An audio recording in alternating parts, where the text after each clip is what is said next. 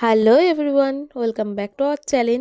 তোমরা সকলে কেমন আছো? আশা করছি তোমরা সকলে খুব ভালো আছো, আর আমিও খুব ভালো আছি। আজকে তোমাদের সাথে শেয়ার করব আমি কি করে হেনা করি। আর আমি কিন্তু মাসে একবার করে হেনা করেই থাকি। আর তোমরা সকলেই জানো হেনা আমাদের চুলের জন্য কতটা উপকারী। মানে ফার্স্টেই আমি 3 কাপ জল নিয়ে নিয়েছিলাম, আর তাতে দিয়ে দিয়েছিলাম 4 চামচ গুঁড়ো চা পাতা। তো ওটাকে ফুটিয়ে ভালো করে ওর লিকারটাকে বের করে নিয়েছিলাম। আর তারপরে আমি ওর মধ্যে হেনা অ্যাড করে দিয়েছি। তোমাদের যতগুলো হেনা লাগবে, মানে যতগুলো প্যাকেট তোমাদের চুল হিসাবে, ততগুলোই ভিজিয়ে দেবে। আর এটা কিন্তু আগের দিন রাতে ভিজিয়ে রাখতে হবে, তারপরে কিন্তু কালারটা ভালো আসে। আর পরের দিন সকালে দেখো আমার হেনাটার এইরকম, আমার একটু পাতলা হয়ে গেছে, তোমরা চাইলে একটু গাঢ় করতে পারো। তারপর আমি এখানে ডিম অ্যাড করে নেবো। তো ডিমের সাদা অংশটা আমি এখানে দেবো, যেহেতু কুসুমটা দেবো না, ওটাতে প্রচণ্ড আষ্টে গন্ধ হয়, তার জন্য আমি লেবুও দেবো, যাতে সাদা অংশটা দিলেও আষ্টে গন্ধ হয়, তার জন্য লেবুটা দেবো। আর লেবুটা কিন্তু দুদিকে কাজ হবে, একটা আষ্টে গন্ধটা থাকবে না, আর ড্যান্ড্রফের জন্যও খুব ভালো। তোমরা চাইলে ওতে আমলা পাউডার, শিকাকাই পাউডার, নারকেল তেল এইসব দিতে পারো, টক দইও দিতে পারো, কিন্তু আমি দিলাম না, আমার কাছে ছিল না। এখানে আমি ভালো করে নিজের চুলটাকে আঁচড়ে নিচ্ছি, ভালো করে জট ছাড়িয়ে নিতে হবে। আর এখানে আমি একটু গ্লাভসও পরে নিলাম, যেহেতু আমার ছোট বেবি আছে, ওকে খাওয়াতে হয়, তো হাতে ওই গন্ধটা থাকলে ও যদি না খেতে চাই, ওই কারণে গ্লাভসও একটা ইউজ করে নিলাম। আর তারপর শীতে কেটে কেটে দেখো হেনাটাকে আমি ইউজ করে নিচ্ছি।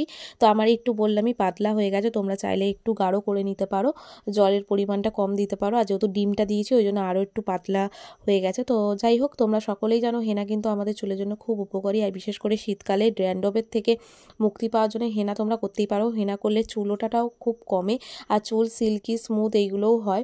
তো দেখো আমি এখানে পুরো মাথায় ভালো করে অ্যাপ্লাই করে নিচ্ছি হেনাটাকে। আর তারপরে এইটা আমি 1 ঘন্টার জন্য শুকনো করতে ছেড়ে দেবো।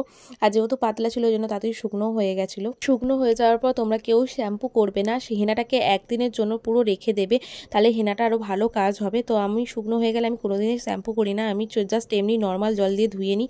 আর রাতের বেলা দেখো এই যে আমার চুল, আমি এখন একটু তেল মেখে নেবো। তোমরা নারকেল তেল মাখতে পারো, আমি এখানে সর্ষের তেল মাখলাম, যেহেতু নারকেল তেলটা ঠান্ডা। তোমরা এখানে নারকেল তেল বা সর্ষের তেল যাই মাখো, সেটা ভালো করে মাথায় শীতে কেটে কেটে দেবে, দিয়ে ভালো করে মাসাজ করবে। এতেও কিন্তু আমাদের মাথার রক্ত সঞ্চালনটা ভালো হবে, যাতে চুল পড়াটা কম, চুল গজাতে সাহায্য করে। তারপর দেখো আমি একটা বড় দাঁতালা চিরুনি নিয়ে ভালো করে চুলটাকে আঁচড়ে নেবো, আর হালকা হাতে হালকা করে বিরুনি করে নেবো।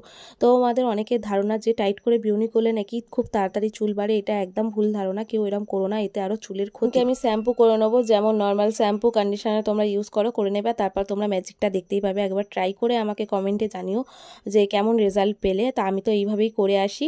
এই ছিল আজকে আমার ভিডিওটা, তোমাদের কেমন লাগলো অবশ্যই কমেন্টে জানিও। আর যারা আমার পরিবারে নতুন তারা অবশ্যই চ্যানেলটা সাবস্ক্রাইব করে আমার পাশে থেকো, আরও নতুন নতুন ভিডিও। তো আজকের মতন টাটা, সবাই ভালো থেকো, সুস্থ থেকো, দেখা হচ্ছে নেক্সট কোনো ব্লগে। আর হ্যাঁ, যদি তোমাদের আরও কোনো কিছু জানার থাকে অবশ্যই আমাকে কমেন্ট করতে পারো, আমি অবশ্যই তোমাদের সেই কমেন্টে রিপ্লাই দেওয়ার চেষ্টা করব। তো সবাইকে বলবো ভালো থেকো, সুস্থ থেকো, আজকের মতন টাটা।